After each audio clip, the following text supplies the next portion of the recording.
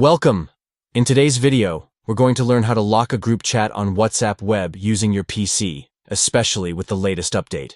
This feature allows you to keep your conversations private and secure. Let's dive into the steps. First, open your web browser and navigate to whatsapp.com. If you haven't logged in yet, make sure to do so by scanning the QR code with your phone. Once you're logged in, you'll see your chat list on the left side of the screen. Next, locate the group chat you want to lock. This can be a group where you share sensitive information or simply want to keep the conversations private. Once you find the group, right-click on it. This will open a context menu with several options. Now, click on Lock Chat. This action will initiate the locking process for that specific group. After clicking on Lock Chat, you'll be prompted to enter your secret code.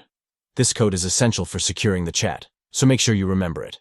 Type in your secret code carefully. Finally, confirm the step by clicking on the appropriate option. Once confirmed, the group chat will be locked, ensuring that only you can access it. And there you have it. You've successfully locked your group chat on WhatsApp web. If this video helped you, don't forget to give it a thumbs up and subscribe for more helpful tips and tricks. Stay secure.